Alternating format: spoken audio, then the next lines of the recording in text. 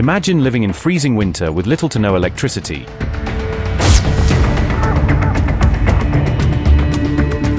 Your home is damaged, heating is scarce, and danger lurks outside.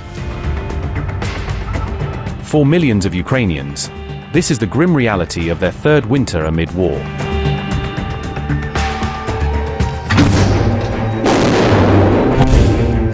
Since Russia's full-scale invasion began in February 2022, the country has endured relentless attacks on its energy infrastructure, leaving much of the population in darkness and cold. As temperature plummets, Ukraine is bracing for its toughest winter yet, with energy shortages threatening lives across the nation. Russia's systematic strikes on Ukraine's energy grid has knocked out nearly 90% of its capacity. Daily blackouts lasting up to 20 hours are becoming the norm in many regions, and the situation shows no signs of improving. This isn't just a winter of hardship. It's a battle for survival.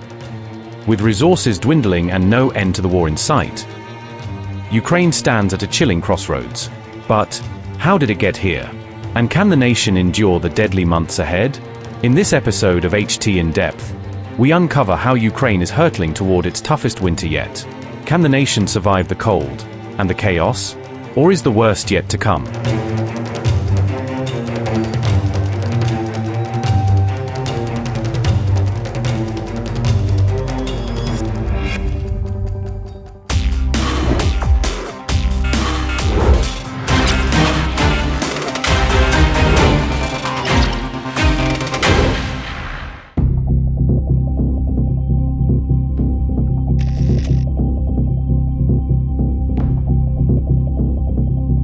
Since 2014, eastern Ukraine has been embroiled in a conflict, and the situation drastically worsened with Russia's full-scale invasion in 2022. Now, as the war stretches into its third winter, the country faces unprecedented challenges.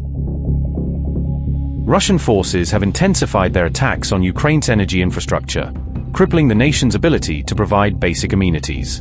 According to the United Nations, the destruction has rendered large portions of Ukraine's power grid non-operational, leaving millions vulnerable as snow sets in. The numbers paint a grim picture. Over 50% of Ukraine's energy infrastructure has been destroyed since 2022. In recent months, Russian drones and missiles have specifically targeted power plants, transmission lines, and substations with precise hits. Відключення світла є. Буває, графік дотримується, буває, не дотримується. There are power outages. Sometimes the schedule is stable, sometimes not, but we understand that the situation in the country is like this. It is inconvenient, painful sometimes, especially when you have an electric stove for cooking. There is no light for about 2 or 3 hours. I am at work all day, but the neighbors say that during the day there are more outages. The interval is longer. Цілий день, но сусіди кажуть, що вдень буває побільше. The impact of this energy crisis is devastating for Ukrainian civilians. Over 2 million people have seen their homes either damaged or completely destroyed. Many families are now living in buildings with shattered windows, leaking roofs, and little insulation against the cold. Over 3.4 million displaced Ukrainians are facing the harshest conditions. Many have taken shelter in collective accommodations that lack adequate heating or winter protection. The elderly are particularly vulnerable. For those unable to leave their homes, the combination of freezing temperatures and a lack of reliable heating is life-threatening. In Ukraine's eastern regions like Kherson, Sumy, and Kharkiv, families struggle to find warmth as temperatures drop well below freezing point. In some areas, thermometers dip as low as -5 degrees Fahrenheit, making survival without heating nearly impossible. Highlighting this crisis, Ukrainian Prime Minister Denis Shmyhal said, and I quote, "The cities that depend on large thermal power plants are particularly vulnerable.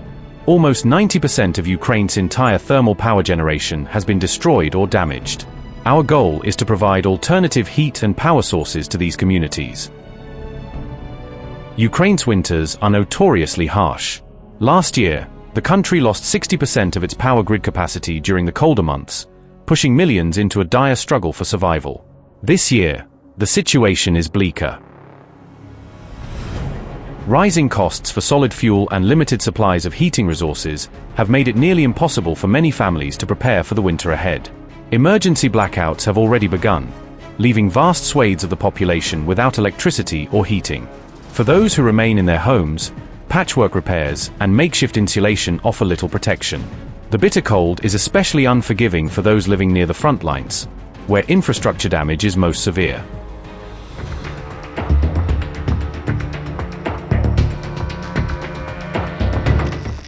The energy crisis in Ukraine has been brewing for years but reached a critical point in 2024. The country typically requires around 18 gigawatts of electricity to meet its winter demands, especially when temperatures drop to -10 degrees Celsius. However, due to relentless Russian attacks on its energy infrastructure, Ukraine's generating capacity has plummeted to just 12 to 13 gigawatts. This drastic shortfall means that millions of Ukrainians could face rolling blackouts lasting up to 20 hours a day during the coldest months.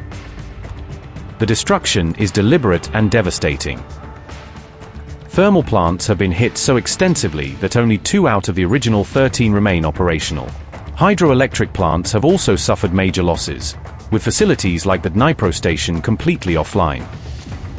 This assault on energy infrastructure is not only a violation of international humanitarian law, but a calculated attempt to make life in Ukraine unbearable. The situation has been worsened by the destruction of key energy facilities. Since the start of 2024, over 400 missiles and drones have targeted power generation plants and high-voltage transmission networks. The August 26th assault alone involved 127 missiles and 109 drones, leaving approximately 8 million households without power. Furthermore, the occupation of the Zaporizhzhia nuclear power plant by Russian forces has removed 6 gigawatt from Ukraine's grid, compounding the crisis.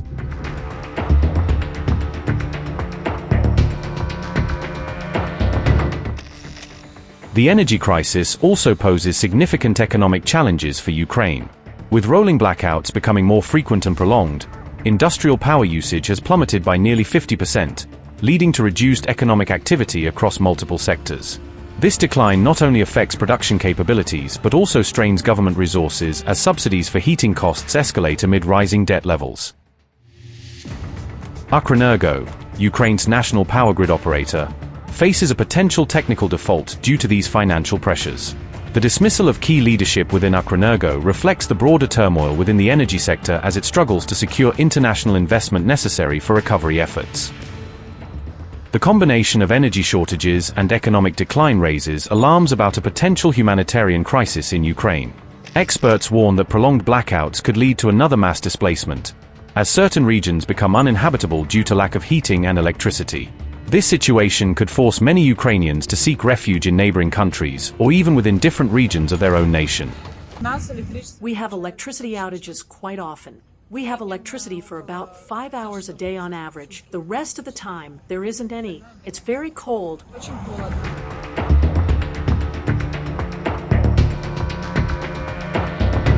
One of the most alarming developments in this ongoing conflict is Russia's introduction of the Oreshnik ballistic missile. First used against Ukraine on November 21, 2024, this missile is capable of carrying nuclear warheads and represents a significant escalation in military capabilities. Although initial reports indicated minimal damage from its first use, the psychological impact on Ukrainian civilians and military personnel has been immense. The threat of such advanced weaponry looms large over an already beleaguered nation. The Oreshnik missile's introduction comes at a time when Ukraine's energy infrastructure is already under severe strain. The combination of missile strikes and ground assaults has led to widespread destruction across thermal power plants and hydroelectric facilities. As winter approaches, these attacks are not just military maneuvers. They are calculated moves aimed at crippling Ukraine's ability to provide heat and electricity to its citizens.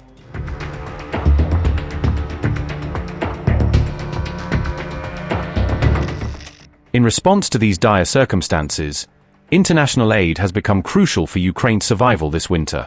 Over the past 2.5 years, the European Union and its partners have helped repair more than 80,000 homes across Ukraine. These efforts have allowed many families to stay in their communities and endure the harsh winters without seeking shelter elsewhere. The United Nations launched a winter response plan to provide emergency support, but only half of the 1.7 million targeted people have been reached. Funding shortfalls are a major issue, with only $1.8 billion of the $3.1 billion required being raised so far. Temporary shelters, known as invincibility points, have been set up across the country, offering warmth, food, and essential supplies. However, these shelters can do little to alleviate the suffering of a population facing one of the harshest winters in recent memory. The EU has also pledged substantial support aimed at restoring approximately 4 to 5 gigawatts of lost capacity and improved infrastructure resilience. This assistance includes financial aid totaling $173.7 million alongside additional resources like generators and transformers.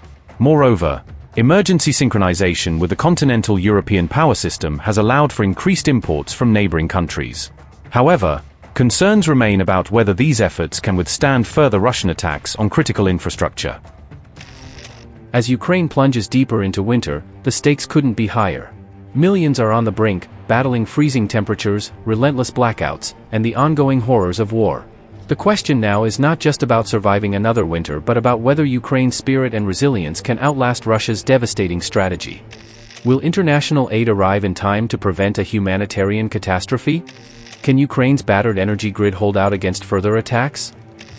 And ultimately, will the cold be the weapon that finally breaks this nation, or will Ukraine once again defy the odds?